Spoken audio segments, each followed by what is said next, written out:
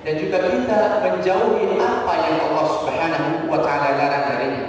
Kita menjauhi minuman keras, berjudi, pembunuhan dan perbuatan dosa lainnya karena takut kepada Allah, maka ini juga masuk dalam arti ketakwaan. Bahkan sebenarnya banyak sekali makna dari takwa itu, dan salah satu yang masyhur tatkala Ali bin Abi Thalib radhiyallahu anhu beliau ditanyai makna takwa, maka beliau berkata, at-taqwa hiyal khawfu minal jalil wal 'amalu bil tanzil wal isti'dadu li yaumir rahil wal ridha bil qalil, atau di riwayat lain disebutkan wal qana'atu bil qalil. Jadi takwa adalah al-khawf minal jalil, yakni rasa takut kepada Allah Subhanahu wa taala. Kemudian wal 'amalu bil tanzil, beramal dengan at-tanzil, maka yang diturunkan dimaksudkan adalah Al-Qur'an. Kemudian wal isti'dadu li yaumir rahil, mempersiapkan diri pada hari kiamat ar-rahil, yang mana kita mempersiapkan diri dengan amalan-amalan tadi, amalan yang sesuai dengan Al-Quran dan juga tuntunan Sunnah. Kemudian yang terakhir wal qana'atu bil qalil atau wal ridha bil qalil, dia ridha, dia lapang dada dengan pemberian yang sedikit. Memang kita sebagai manusia mungkin tidak akan merasa cukup dengan pemberian yang sedikit, tetapi ketahuilah sedikit apapun jika itu Allah telah takdirkan kepada kita, maka sejatinya itulah yang terbaik bagi kita. Saudaraku kaum muslimin rahimani wa rahimakumullah taala jami'an, maka tatkala seorang dia telah bertakwa kepada Allah Subhanahu wa taala dengan takwa yang sebenar-benarnya, tentu Allah akan memberinya balasan. Maka di antara balasan yang Allah berikan kepadanya, balasan yang pertama Allah Subhanahu wa taala sebutkan dalam surah Al-Falaq ayat 2 sampai 3. Wa may yattaqillaha yaj'al lahu makhraja wa yarzuqhu min haitsu la yahtasib. Barang siapa yang bertakwa kepada Allah, maka Allah akan jadikan baginya jalan keluar. Maka mungkin kita memiliki masalah yang kita tidak mendapatkan solusinya, maka dengan senantiasa meningkatkan ketakwaan kepada Allah, Allah akan memberikan solusi, Allah akan memberikan jalan keluar, dan tentu Allah akan memberikan bonus. Sebagaimana disebutkan, yakni Allah akan memberikannya rizki dari arah yang ia tidak sangka-sangka.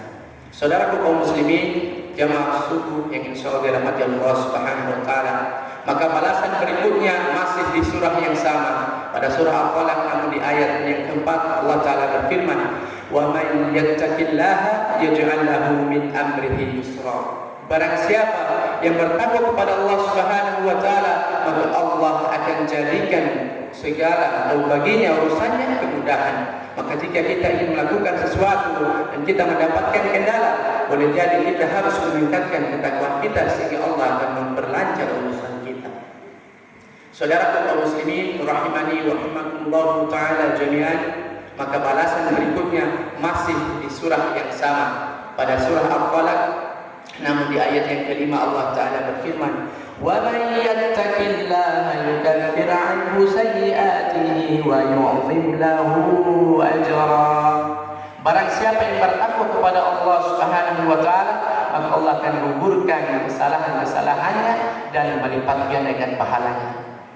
Saudaraku, kita sadar bahwasanya kita manusia merupakan mahalul khata' wa nasyan, tempatnya kesalahan dan juga lupa. Maka dengan meningkatkan ketakwaan kepada Allah, tentu Allah akan menggugurkan, akan menghapuskan kesalahan-kesalahan kita, dan tentu Allah memberikan kita bonus, yakni melipat gandakan pahala kita. Yang boleh jadi mungkin pahala kita sedikit, karena dengan meningkatkan ketakwaan kepada Allah, Allah lipat gandakan pahala tersebut.